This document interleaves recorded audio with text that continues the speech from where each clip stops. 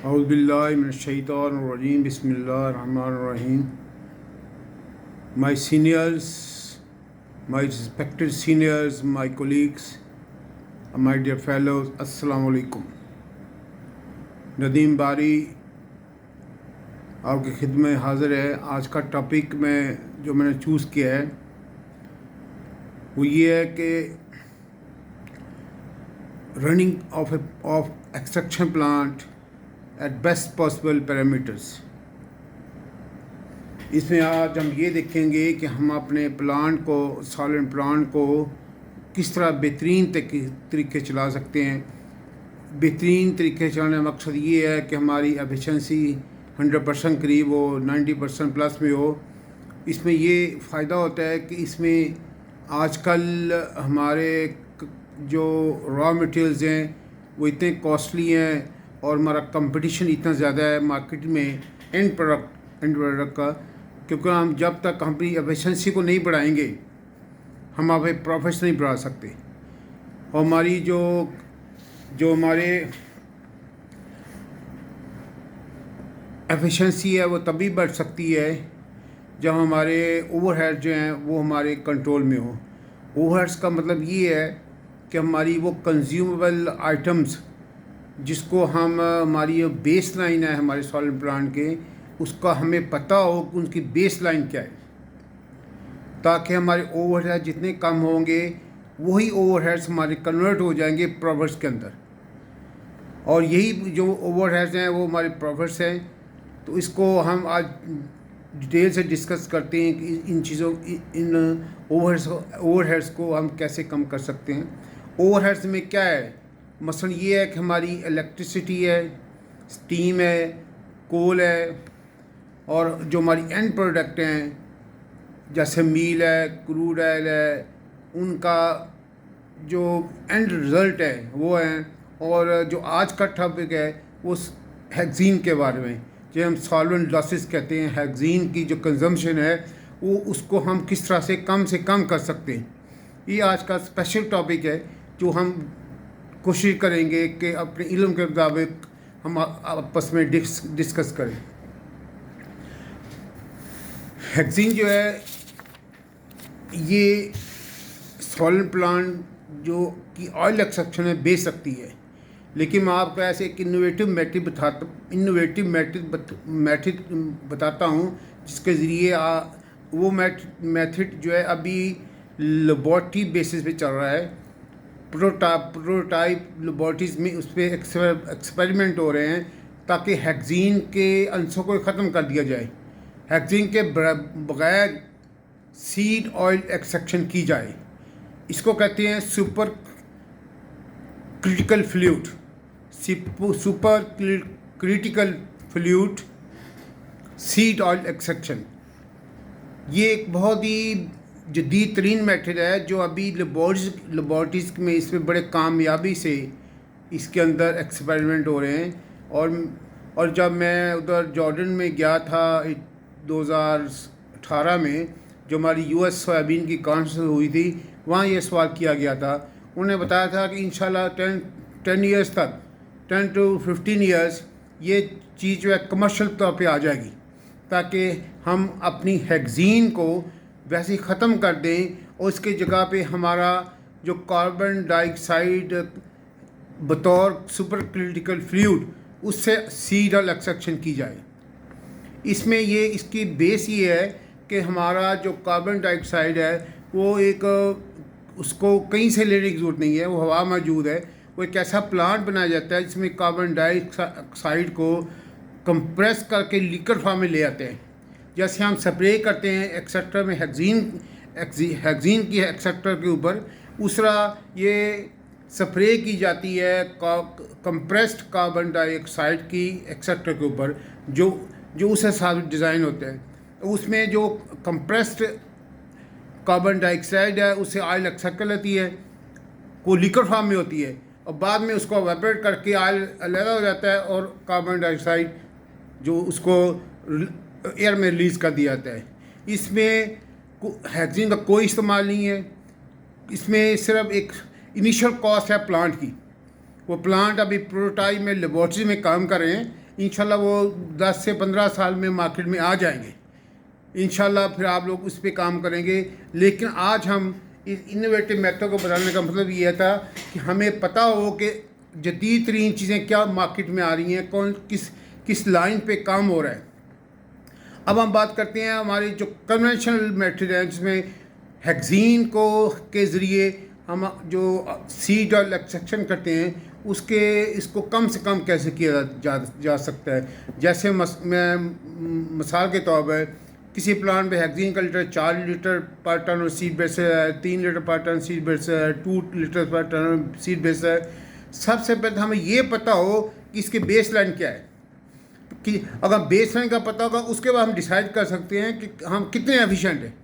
जैसे जो मेरे हिसाब से इसके बेस लाइन जो है 0.75 लीटर से 1 लीटर तक है।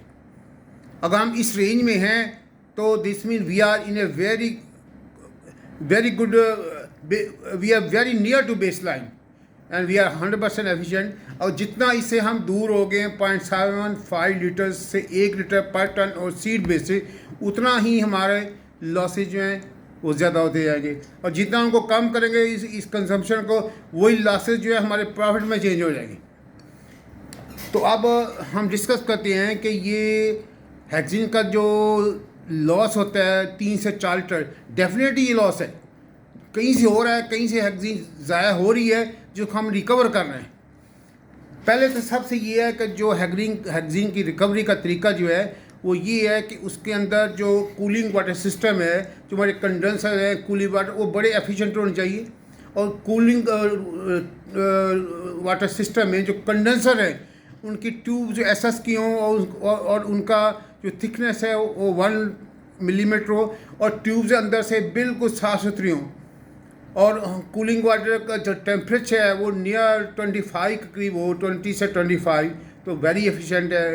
अगर 20 से कम हो जाए तो बहुत अच्छा है। और इसमें ये है कि हमारा जो कंडेंसर के अंदर जब वेपर जाएंगे, जो वहाँ से पानी गुजरेगा तो हीट ट्रांसफ़र होगी। जैसे हमारे वेपर्स का टेम्परेचर है वो 75 से 80 है और जो हमारे कूलिंग वाटर टेम्परेचर वो 20 डिग्री सेंटीग्रेड होगा।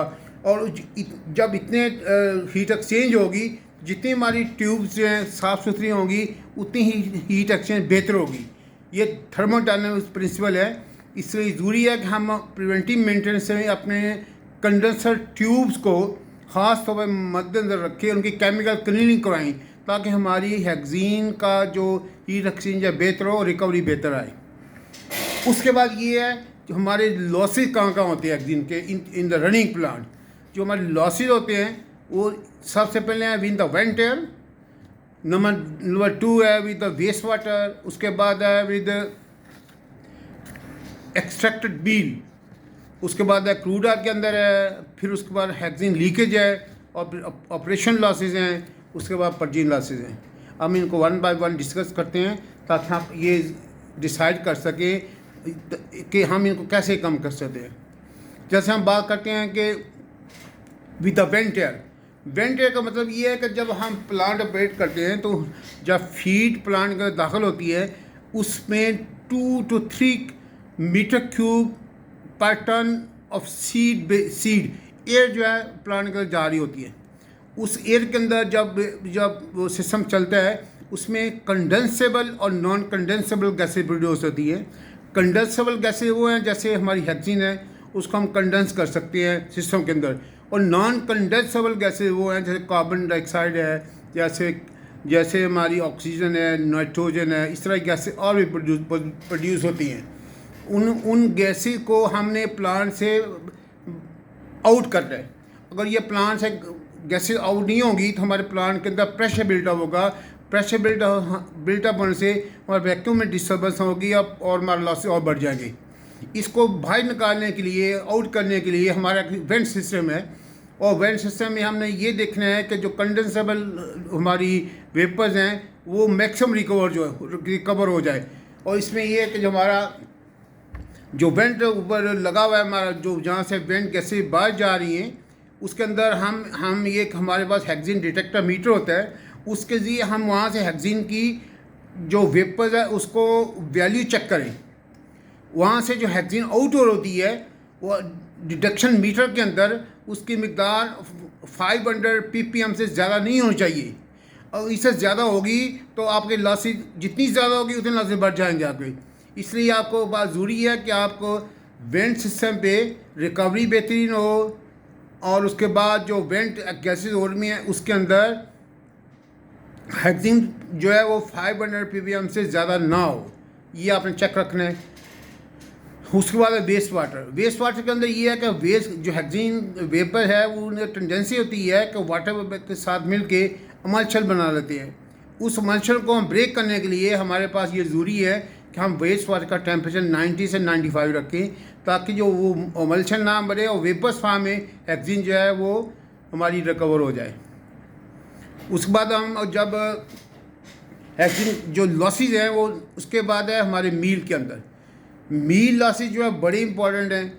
मील लॉसेज डी से शुरू नहीं होते, मील लॉस शुरू होती है जो पीछे केक आ रहा है। तो केक की क्वालिटी ऐसी होनी चाहिए कि उसके अंदर पर्कुलेशन बेहतरीन हो। हेक्सिन जब शावर हो रही है एक्सेप्टर के अंदर, तो उस शावरिंग में उसकी जो रेट ऑफ पर्कुलेशन है वो 100% हो। ऊपर हेक्सिन जो है बेड के ऊपर फ्लोट ना करे, ताकि हेक्सिन जो है पूरी वहाँ से पर्कुलेट होके आइस सोक करके हमारे जो डिस्टिलेशन रूट है उसमें जाए, मिसला की फार्म में आउट हो। अगर हमारा ये सिस्टम एफिशिएंट नहीं है, इसमें क्या नुकसान होगा कि हमारी जो हेक्सिन है वो बजाय यहाँ पर्कुलेट होने की वो ट्रैवल करेगी विद मील टुवर्ड DTDC, और DTDC को जब जाएगी एक्सेस मकदार हेक्सिन की, तो DTDC की लिमिट है उसको रिकवर करने की, उससे ज़्यादा DT रिकवर नहीं कर सकता। अगर एक्सेस हेक्सिन होगी तो वो एक्सेस हेक्सिन जो है वो उसके DT के टेम्परेचर को भी लो करेगी, और जो रिकवरी है हेक्सिन की वो वहाँ से कम हो जाएगी। एक तो अगर हमारे मील जो है उसमें हेक्सिन की मकदार बढ़ जाएगी। ये 1 से 2% भी हो सकती है, 3% भी हो सकती है। लेकिन इसमें भी आपने ये चेक रखने हैं कि जो मील आउट हो रहा है DTDC से, उसके अंदर हेक्सिन वेपर्स की मकदार 250 ppm से ज़्यादा ना हो। इसलिए आपके पास ये जो चेक एंड बैलेंस है वेपर्स का इन डिटेक्शन फॉर्म, इन डिटेक्शन मीटर फॉर्म, वो आपका बहुत एफिशिएंट होना चाहिए। आपको हर घंटे बाद, आधे घंटे बाद उसका चेक रखें कि हमारा DT के टेम्परेचर ठीक है, पीछे पर्कुलेशन रेट ठीक है, केक ठीक आ रहा है, ताकि हमारी हेक्सिन लॉसेज कम हो। उसके बाद है क्रूड ऑयल की। हेक्सिन जो है, जब हमारा मिसेल आउट होता है, मिसेल आउट होने के बाद जाता है डिस्टिलेशन रूट के अंदर। डिस्टिलेशन रूट में हमारे हीटर्स जो हैं इनकी ट्यूब वेरी वेरी इंपॉर्टेंट है, क्योंकि जो हमारा जो क्रूड ऑयल है वो हमारा ट्यूब के अंदर चल रहा होता है। बाहर से जो हमारी हीट लग रही होती है, स्टीम लग रही होती है। अगर हमारी ट्यूब साफ सुथरी होगी, उसके अंदर स्लज नहीं होगी, क्लियर होगी, तो हीट ट्रांसफ़र बेहतर होगी। हीट ट्रांसफ़र बेहतर होगी तो ऑपरेशन बेहतर होगी, जिससे हमारा जो हेक्सिन की मकदार first stage, second stage, third stage में, और फाइनल हमारा ऑयल कलम जाते जाते हमारी हेक्सिन वेपर जो है वो पॉइंट्स में आ जाएंगे। अगर हमारी टेम्परेचर्स ठीक नहीं है, हमारे हीटर्स की चोकिंग हुई है, मसलन 20% है, 30% है, 10% है, 50%, जितनी परसेंट होगी उतने परसेंट ही आप हेक्सिन लॉस होगा डिस्टिलेशन रूट के अंदर। इससे इस चीज़ को यकीनी बनाएं कि हमारे हीटर्स की क्लीनिंग बहुत बेहतर हो, ताकि हीट ट्रांसफ़र बेहतर हो, और वहाँ से हमारा जो ऑयल के अंदर हेक्सिन की मकदार है वो फाइनल हीटर 1, 2, 3 से जब फाइनल कॉलम में जाए, तो फाइनल कॉलम से जब ऑयल आउट हो रहा होता है crude oil to a storage tank, तो वो उसके अंदर पॉइंट्स के अंदर हो, ppm के अंदर हो, not more than 200 ppm hexyne की मकदार जो है वो क्रूड ऑयल के अंदर चाहिए हमें।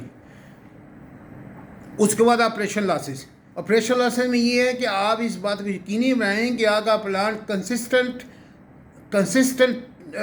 फ्लो के साथ चले, रैपिड अप एंड डाउन नहीं होना चाहिए। लेट्स से अगर हम 10 टन पर आवर के साथ चल रहे हैं, अगर तो हमें 10 से 12 टन, 8 टन, 5 टन इस तरह नहीं करना चाहिए।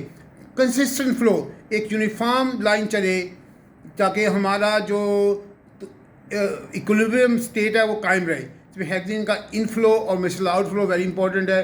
और वो इसी से मुमकिन है जब हमारा फीड रेट एक कंसिस्टेंट तौर पे आ रहा होता है। उसके बाद हमारे हैं जो पर्चिंग लॉसेस।